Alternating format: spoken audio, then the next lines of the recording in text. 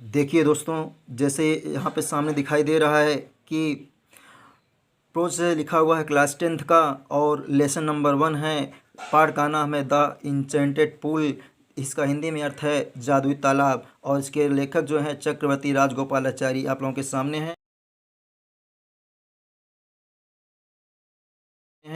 और इसके बाद हम महाभारत का जो छोटा सा अंश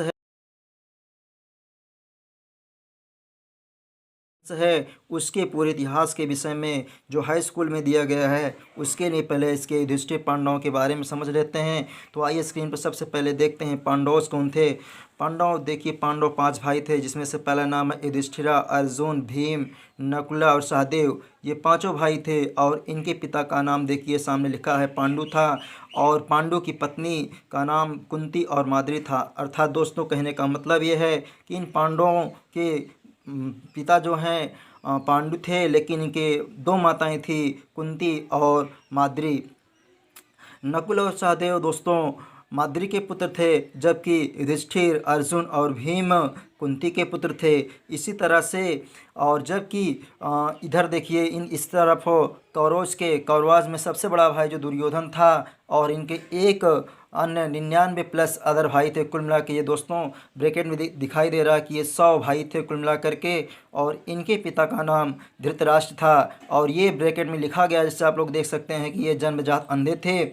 और इनकी पत्नी का नाम गांधारी था, जो अंधी नहीं थी लेकिन अपने पति की पतिव्रता को लेकर के जो है अपने आँखों में पट्टी बांधती है, इसलिए कि हमारा पति अंधा है तो हम भी अंधे होकर के अपने पति का साथ निभाएंगे।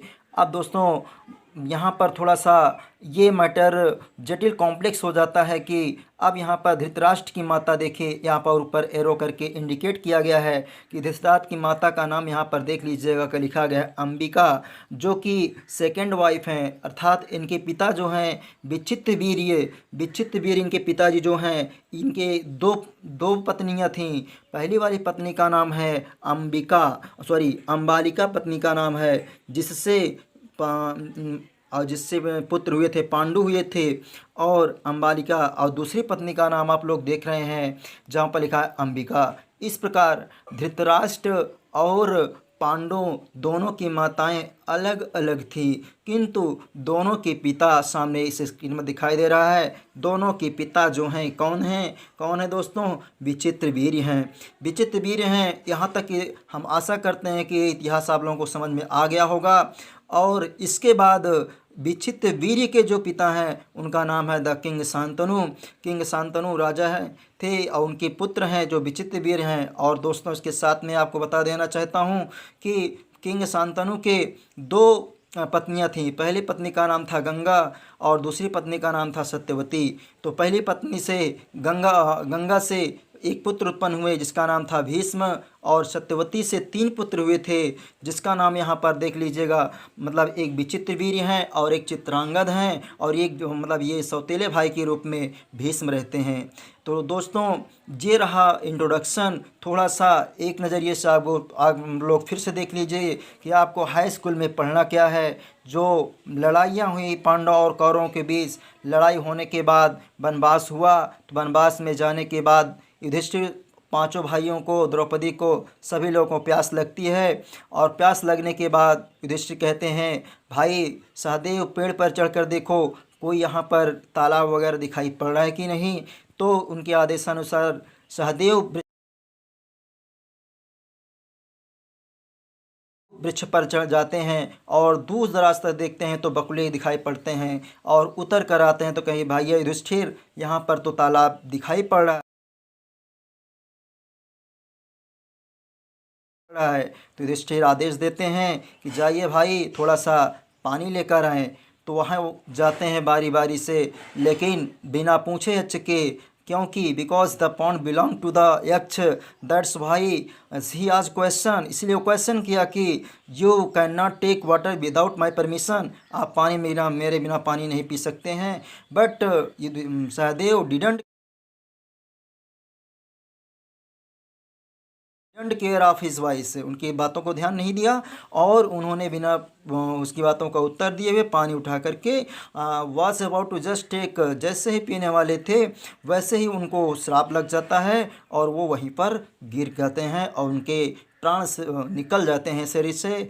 कुछ देर वेट करने के बाद आते हैं नकुल आते हैं और नकुल की भी वही कंडीशन होती है कि ही आल्सो फॉलोड हिज ब्रदर्स, उन्होंने भी पानी पीने का प्रयास किया और पानी बिना, फिर वही अक्ष बोलता है, वो भी इस प्रकार से अपने प्राण छोड़ दिए। उसके बाद आते हैं अर्जुन आते हैं। अर्जुन भी वहीं पर देख लीजिए वैसी कंडीशन होती है, पानी उठाकर पीना चाहते हैं, वो भी वहीं पर मरणासन्न हो जाते हैं। भीम आते हैं, वो भी मरणासन्न हो जाते हैं। अंत में जब युधिष्ठिर आते हैं तो वहाँ पर देखते हैं कि चारों भाई उनके मरे पड़े हुए हैं, तो बहुत अचंभित हो जाते हैं और अचंभित होकर कहते हैं इस दुनिया में कौन सा ऐसा माई का लाल है जो हमारे चारों भाइयों को मार सकता है। भीम जैसे शक्तिशाली और कोई नहीं हो सकता इस दुनिया में जो मार सकता है मेरे भाइयों को। तो युधिष्ठिर भी सोचे जो होना था हो गया, दैट कांड दैट्स ब्लाटेड कांड बी ब्लाटेड, इसी को कहावत, मतलब जो भाग्य में लिखा है उसे कोई टाल नहीं सकता। प्यास से ग्रसित थे ही ये भी अपने प्यास के नहीं रोक पाए और तालाब में हिल जाते हैं पानी पीने के लिए। और जैसे पानी पीने के लिए हिल जाते हैं इनको भी फ़ौरन जवाब आता है यक्ष का, please answer my question first then you can quench your thirst otherwise you will also die just like your brothers. That's was, यही थी दोस्तों, यहीं से क्वेश्चन और आंसर की शुरुआत होती है। यक्ष युधिष्ठिर से कई क्वेश्चन पूछता है कि इस दुनिया में सब पृथ्वी से बड़ा कौन चीज़ है, तो युधिष्ठिर जवाब देते हैं कि उसका माता है, पृथ्वी से बड़ा माता है। दोस्तों समझ लीजिएगा, इस दुनिया में पृथ्वी से बड़ा कौन है, माता है, जो कि युधिष्ठिर ने महाभारत में बताया है। और दूसरा क्वेश्चन करते हैं कि इस दुनिया में आकाश से बड़ा कौन है, तो युधिष्ठिर जवाब देते हैं कि यक्ष महाराज, इस दुनिया में आकाश से बड़ा पिता है। तो इस दुनिया में यहीं से कहानी का सिलसिला स्टार्ट होता है दोस्तों। इसके बाद से फिर नेक्स्ट वीडियो में हम आपको लाइन बाय लाइन इसका अर्थ डिस्क्राइब करूंगा और आप लोग इसको देखेंगे। तो आज यहीं तक, लेकिन वीडियो को ज़्यादा से ज़्यादा शेयर और लाइक करिएगा। शेयर और लाइक से कुछ मिलता नहीं दोस्तों, एक मोटिवेशन मिलता है जिससे कि अन्य लोगों को देखने को अवसर मिलता है। That's all in my lecture first. Thank you for watching video. Thank you. जय हिंद, जय भारत।